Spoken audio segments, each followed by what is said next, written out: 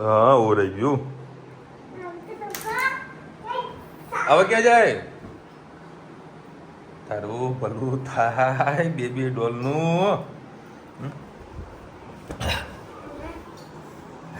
Hello YouTuber family, કેમ છો સૌને? Good morning. જય શ્રી કૃષ્ણ. બેબી ડોલ તૈયાર થઈ ગઈ છે. મેં હમણાં એના કપડાં પહેર્યા ને કપડાં થોડાક ના કાંઈ નહીં તો ઉલટું કપડાં પહેર. અરે પાપા તમે આ શું કર્યું? જોયું ને, માથું ઓળાવી દીધું. ખાલી માથું ઓળવા ખાતર ઓળાવ્યું છે, બરાબર. પ્રોપર તો ઓળ્યું નથી. અને પાછી બેબી પિન લગાવી દીધી છે. બેબી પિન કહેવાય, શું કહેવાય જનું એને? હે બેબી પિન શું લાવું? શાના માટે? હા ભાઈ, હવે થોડુંક લેટ થઈ ગયું છે. જમવાનું બની ગયું છે. અમને બજારમાં મસાલો લેક લેવા જવાનું હતું, ચણા મસાલો. તો એ અમારા સોસાયટી આગળ છે ને સમોસાવાળો છો હોલસેલનું કરે છે. બધા સમોસા લઈને આવ્યું. હજુ આ એકે લોકોએ હજુ ખાવાનું ચાલુ કર્યું ને એઝ ઇટ ઇઝ પડ્યું છે. એક કે મારે હોમવર્ક કરવું છે, ધન કે મારે તૈયાર થવું છે. તું રાખડી લાવી ભાઈ માટે? ક્યાં?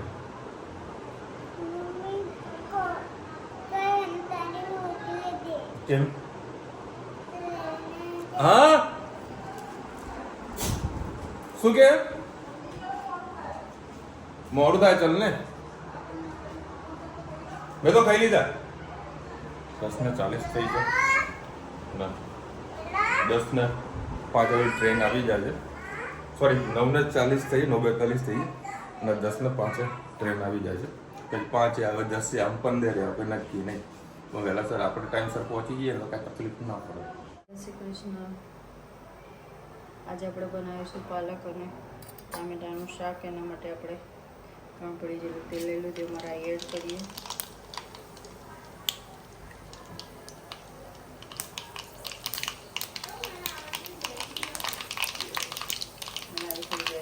એડ કરીશું. અમારે એટલું જીરું એડ કરવું હોય તો પણ કરી શકો છો. જીરું, પિંચ હિંગ,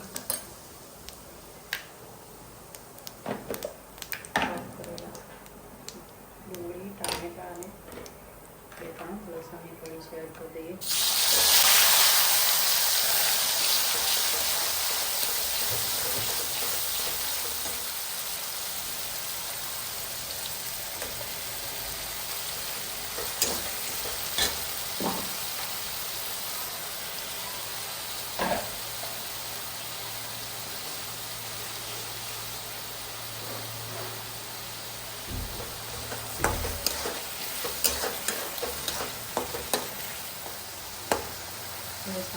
ખરાઈ ગયા છે, થોડીક વાર એને થોડું સાથે થવા દઈએ.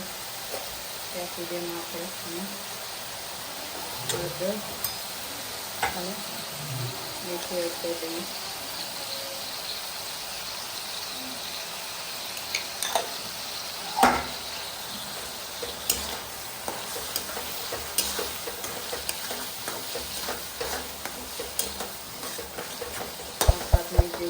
ટામેટાને થવા દઈએ. પછી આપણે એમાં પાલક એડ કરીશું. એ આપણે મસાલા પણ સાથે સાથે કરી દેવા માટે ધાણા જીરું, તીખું મરચું, જલજીરું, કાશ્મીરી મરચું,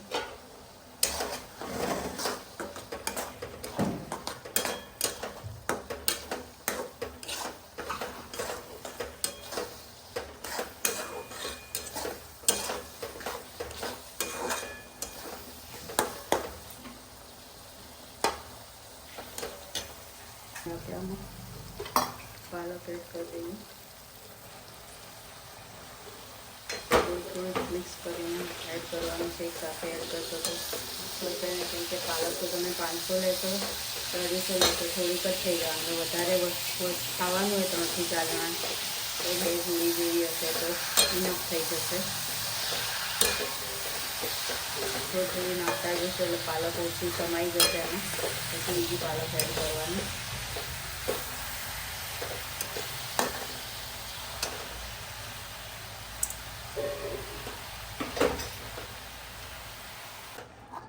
બસ આપણી પાલક એકદમ અંદર એક રસ થઈ ગઈ છે. હવે આને 8 થી 10 મિનિટ રાખીને સરસ થવા દઈએ તો આપણી પાલક પણ પાકી જાય અને જે ડુંગળી ટામેટામાં કચાશ હોય એ પણ જતી રહે. તમારે ટિફિનમાં મોકલવાનું હોય તો કોરું રાખી શકો છો અને આવું લચકાવડું રસાવડું રાખવું હોય તો પણ રાખી શકો છો. મેં આજે આમાં પાણી નથી એડ કર્યું પણ પાલક એનું પાણી છોડે છે એમાંથી જ આપણું શાક પાકી જાય છે અને તેલ છૂટું પડે એટલે આપણું શાક તૈયાર છે. ઢાંકીને આને થવા દઈએ. ચલો હવે જોઈ લઈએ શાક આપણું થઈ ગયું છે કે નહીં. સરસ આપણું પાલકનું શાક તૈયાર થઈ ગયું છે. તમે જોઈ શકો છો પાલક ટામેટાનો રસો પણ સરસ થઈ ગયો છે.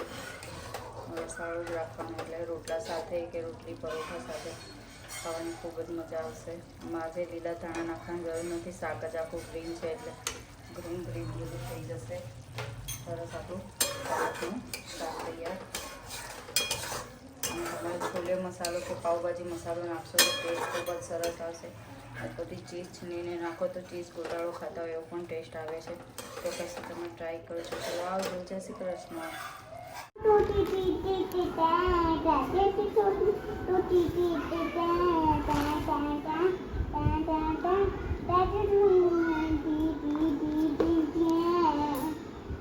આજે આપણે થેપલા બનાવવાના છે એના માટે મેં 2 વાટકી જેટલો ઘઉંનો લોટ લઈ લીધો છે. હવે એમાં 1 વાટકી જેટલો આપણે બાજરીનો લોટ લઈ લઈશું.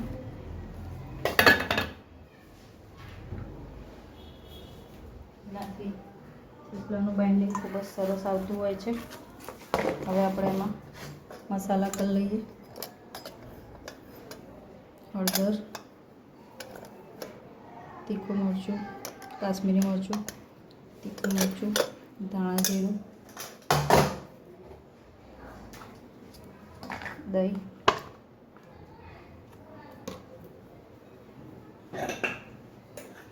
મીઠું,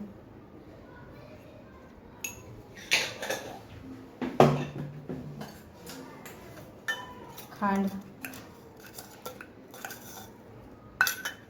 સાથે સાથે ઇન્સ્ટન્ટ કસૂરી મેથી છે એડ કરી લઈએ. આનાથી તે થેપલાનો ટેસ્ટ ખૂબ જ સરસ આવતો હોય છે. વરિયાળી, તલ, તેલ એડ કરી દઈએ.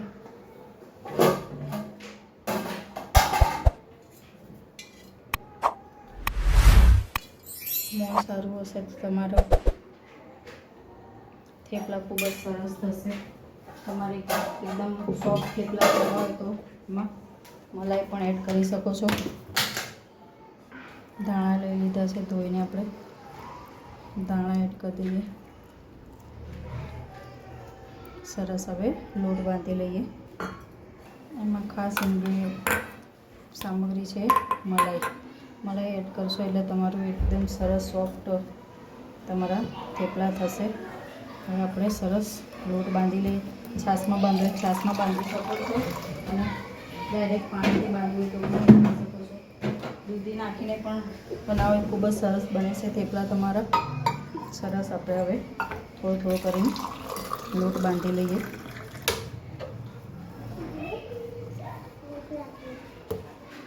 એમાં આપણે મરચાં અને લસણ વાટી હતું એ રહી ગયા છે એ આપણે એમાં એડ કરી દઈએ. સરસ આપણો થેપલાનો લોટ બાંધી દીધો છે. ભાખરી જેવો બાંધ્યો છે. ખૂબ જ સરસ થશે. હવે આને 5 થી 10 મિનિટ રેસ્ટ આપી દઈશું. આટલા ટાઈમથી હું અમદાવાદથી મહેસાણા આવું છું ને આટલી પબ્લિક તો મેં નહીં જોઈ. આ સ્લીપર કોચ છે. જનરલ કોચની વાત નહીં કરતો, સ્લીપર છે. જુઓ ખાલી પબ્લિક. લોકો આમાં કેવું છે કે સપોઝ તમારે જનરલ ટિકિટ લો ને અને સ્લીપરમાં બેસો ને તો 500 રૂપિયા ફાઇન છે. લોકો 500 રૂપિયા પણ ફાઇન આપવા માટે બેઠેલા છે. તો ચાલો હવે 9 વાગ્યા તો અને સરસ મજાની ચાની સુગંધ.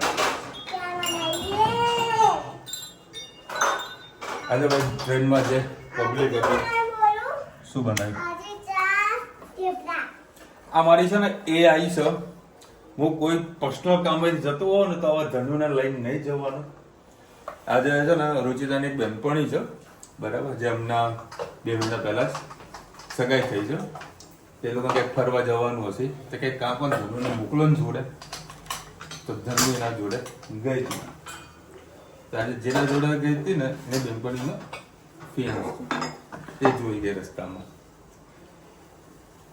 પપ્પા કોણ છે ખબર હે તમને પેલા આંટી નહીં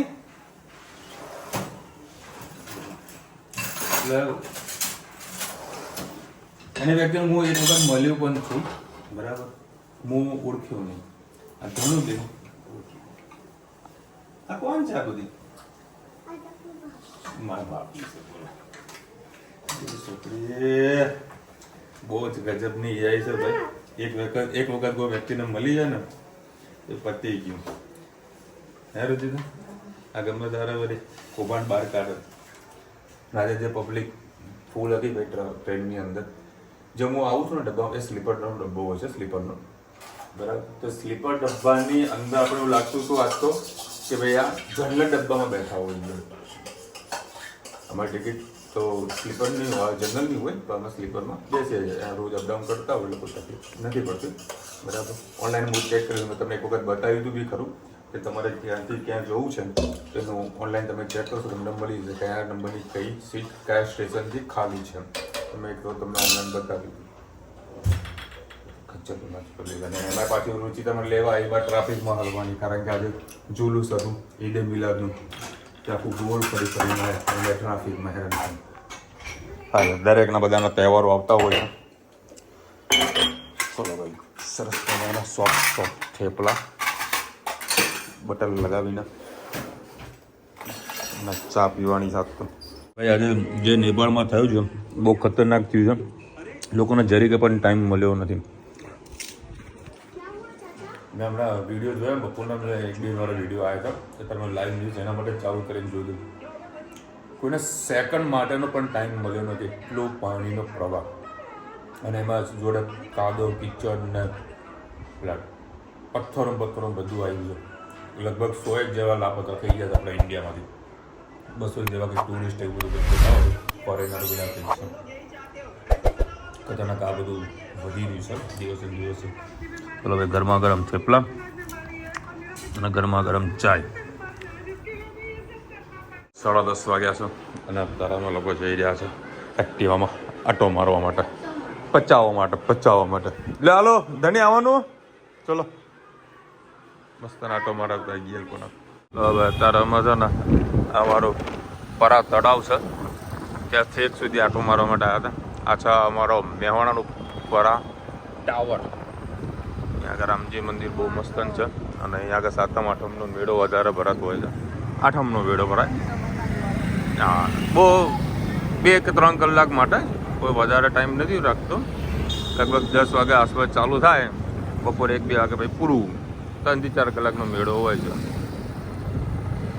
આ અમારું મેવાણાનું ઓલ્ડ સિટી એરિયા કહેવાય મહેસાણામાં ને ભાઈ રાત્રે 10 વાગે એટલે બધું સુમસામ થઈ જાય જુઓ કોઈ તમને પબ્લિક જોવા ના મળે તો ખાલી ખમ છે અહીંયા આગળ ઘણી બધી દુકાનો એવી છે કે તો લઈ આવ્યા તારે હા રુચિ તમારી કાલા જામ બહુ ભાવે છે હા મારું તમને છે ને ઓલ્ડ ઘર બતાવું મતલબ જ્યારે અમે મહેસાણામાં રહેવા આવ્યા ને તો પહેલાં આ એરિયા મતલબ તમને ખાલી બહારથી એરિયા બતાવું છું અંદર તો જવા એવું નથી કારણ કે બધા મુસલમાન બધા અહીંયા રહેવા આવી ગયા છે આ જો તમને બોર્ડ બતાવું છું આ ખોડિયાર ધામ જે લખેલું છે ને બરાબર આની અંદર ગલીની અંદર કઈ ઓડવાડ હતો શું નામ હતું એનું રુચિતા હા મંદિર રુચિતા આવતી હતી કોઈ નાની હતી ત્યારે આવતી હતી અને અહીંયા આગળ દારવડા મળે ગજબના અને આ છે ગોપાલ ભજીયા હાઉસ આને હું કશું ખાતો નથી પણ ખાલી ખાવાનું એ ફક્ત ને ફક્ત ઉત્તરાયણનું ઊંધિયું બાકી ઘણી બધી આઈટમો સારી બનાવે છે પણ મને ઊંધિયું વધારે ગમે છે. અને અત્યારે પહોંચી રહ્યા છે તોરણવાડી ચોક. તમને છે ને એક જગ્યા બતાવું. આ તોરણવાડી જે મેન ચોક છે, વર્ષો જૂની જગ્યા છે. ત્યાં વચ્ચે આ લોકો કંઈ ડેવલપમેન્ટ કરી રહ્યા છે એટલે આખો એટલે આખા માર્કેટની હાલત ખરાબ આ લોકો કરી નાખશે. ડેવલપમેન્ટના નામે લોકોને એવા મતલબ હેરાન કરી નાખશે ને.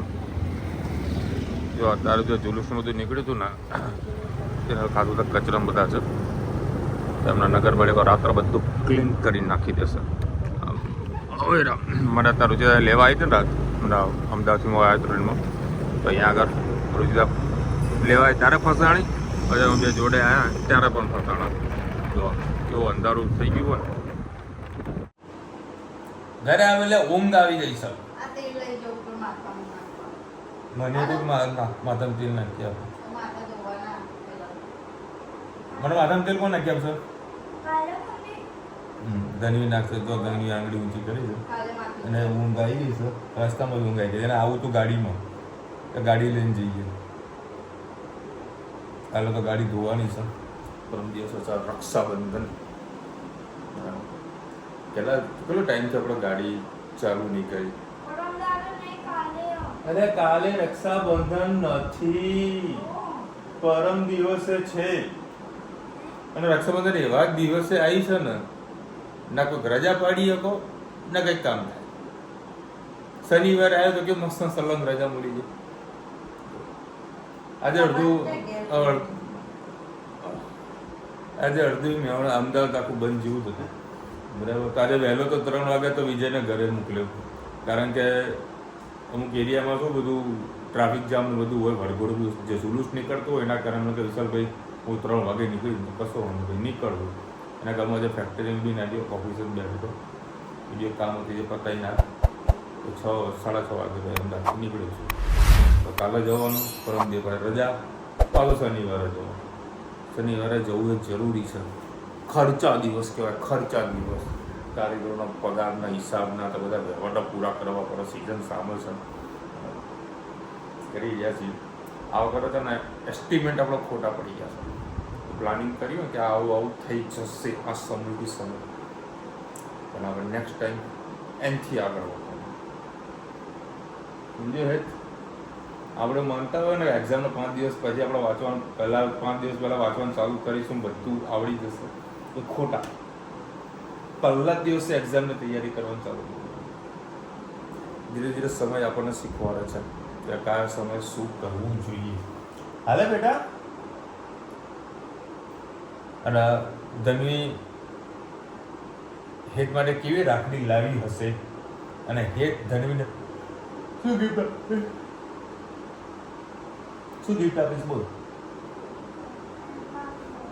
મને કે આજે પપ્પા મને પૈસા આપજો. તને 1100 રૂપિયા આપે, ક્યાં મૂક્યા?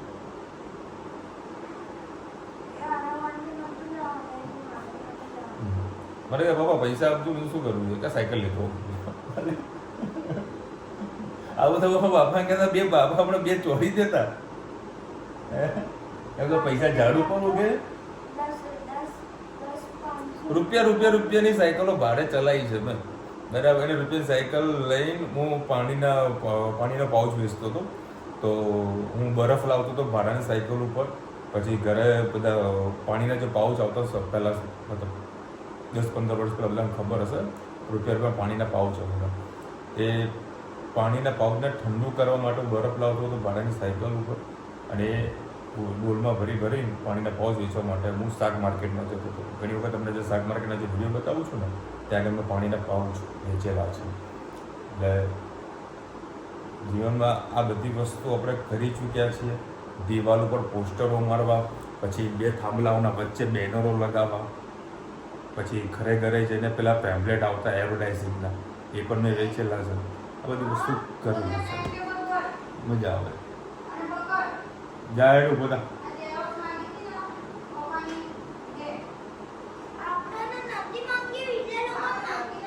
આ તો બેગમાં મૂકી રાખ, માંગે તો આપી દેજે. હું કરી દીધું તો જાય. ચલો ધની આવતો રેલું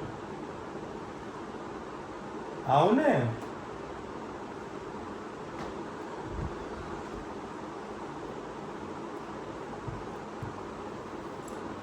અમે તમને આજે વાત મેં કીધી હતી નહીં કીધું ખબર નહીં મેં જો પાણીના પોજ વેચેલા છે આવું કામ કર્યું કીધું કીધું કે નહીં કીધું ખબર નથી જેનો આ બધી વસ્તુ સંઘર્ષ કરેલો છે એટલા માટે આપણે પૈસાની વેલ્યુ કરીએ છીએ સામેના વ્યક્તિને વેલ્યુ કરીએ છીએ દરેક વસ્તુની વેલ્યુ કરીએ છીએ કારણ કે શૂન્યમાંથી સર્જન કરવું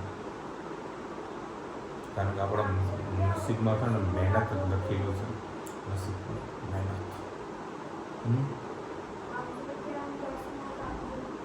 હા ભાઈ લઈ લેજો ચલો મળીશું નવા વિડીયો સાથે નવા વચમુસી થાય ત્યાં સુધી અમને આપણો જય હિન્દ ભારત માતા કી જય અને વિડીયો ગમતા આપણે લાઈક કરો શેર કરો સબસ્ક્રાઈબ કરો ચેનલને રાધે રાધે